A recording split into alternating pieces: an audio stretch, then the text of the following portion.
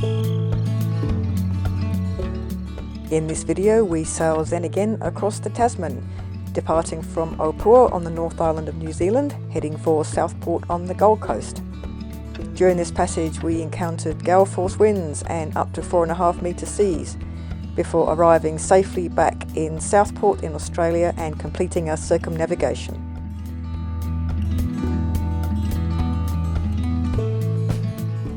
Once we'd cleared out of customs in Opua, it was time for us to leave the pen and head out to start our journey across the Tasman.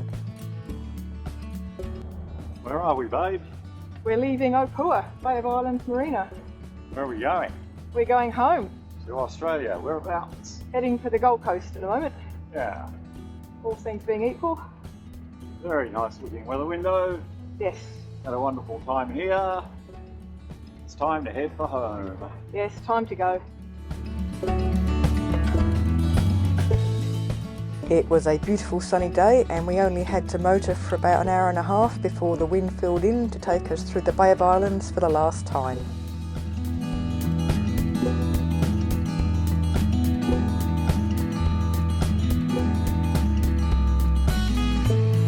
Sailing out of the bay.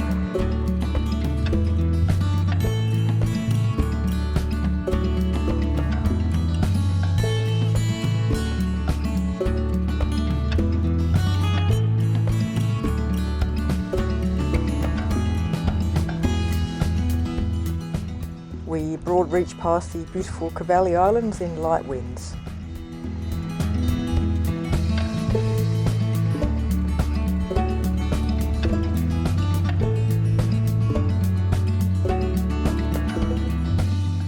The winds held in all night under a partly cloudy sky with a waxing 3/4 moon.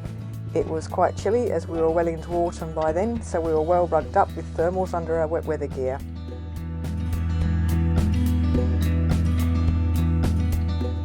By dawn, we were passing the famous De Surville Cliffs off North Cape and pushing into a knot of current.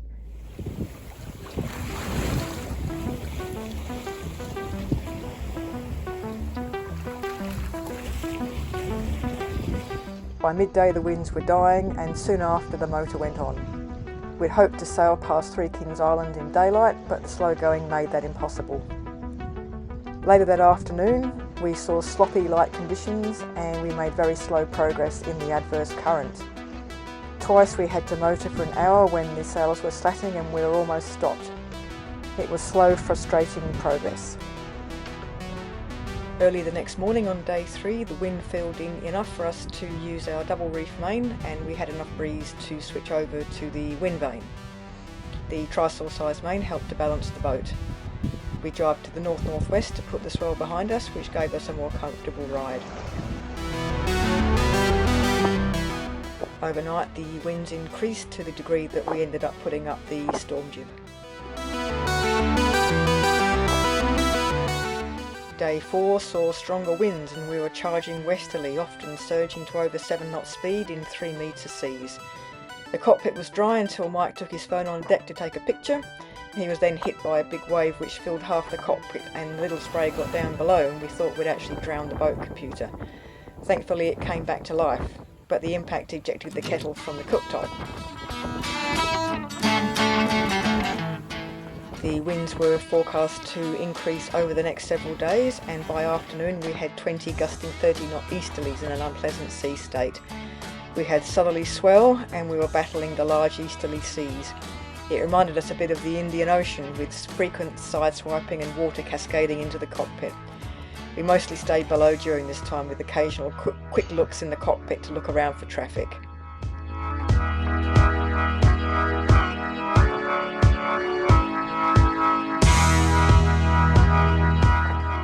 By day 5 the boisterous conditions continued. We were again semi-pooped by a breaking wave and this time it was me that copped the water when I went out to have a quick look in the cockpit. Luckily I managed to stop any water getting into the cabin and the kettle stayed put this time since we'd unlocked the cooker gimbals. On the brighter side it was getting warmer each day so I wasn't needing the thermals quite as much.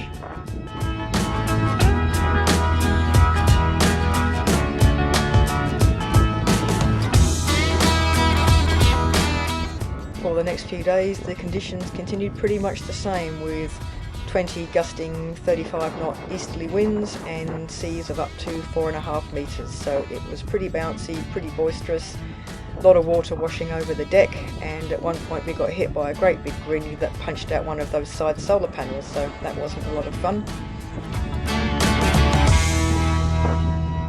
Towards the end of our passage we were also hit by a rather large cold front that was pretty exciting, and we had gusts of up to 38 knots. So yes, it was a pretty rugged, gnarly crossing of the Tasman.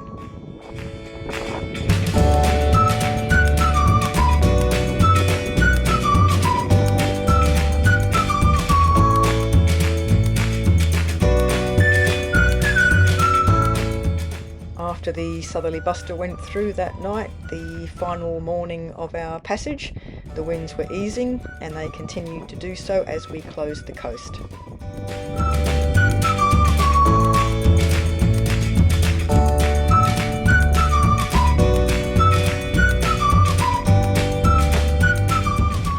We saw our first glimpse of Australia at about 8:30 in the morning, and as the day went on we got closer to the coast and the wind died out, which required us to motor the last few miles of our passage across the Tasman and the completion of our circumnavigation.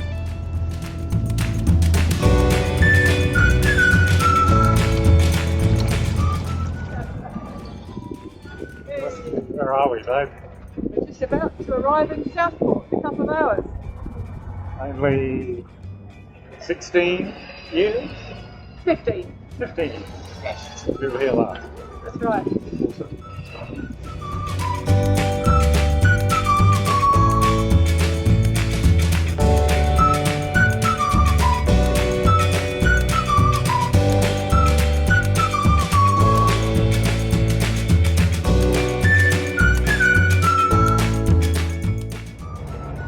We are just about to enter the Gold Coast Seaway, and in doing so we will be crossing our track and completing our circumnavigation. Well done, skipper. What a boat. We're over. Woohoo! We're home. Can't believe it. No, I can't believe it either. God, 15 years, 70,000 miles ish. Who would have thought 16 years ago when it all started we'd end up here? Here we are. We're done, it's over. We have sailed around the world. It felt absolutely amazing to be completing our circumnavigation after 15 years away. After we entered the Gold Coast Seaway, all that was left to do was to motor down to the quarantine dock to await the arrival of Border Security and Customs to clear us in.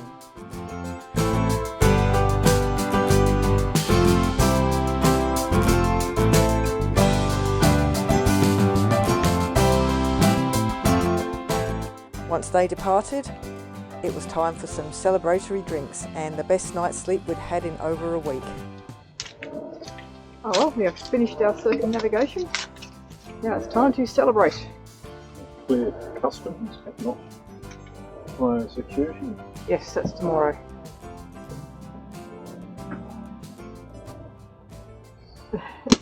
Whee!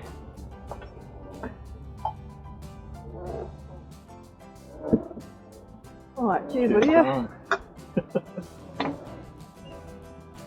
And thank you, Neptune, for looking after us.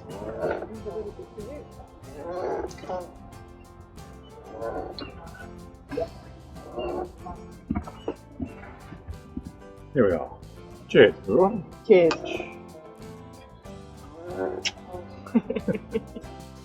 We kept Zen again first for a week in Southport Yacht Club before moving up to Hope Harbour Marina on the Gold Coast.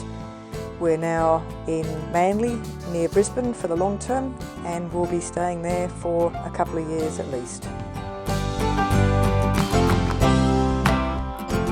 We hope you enjoyed this video of our final passage back to Australia. If you did, don't forget we've got lots of other videos of our trip around the world over the years. But for now, many thanks to those of you that have followed us over the years, and bye for now.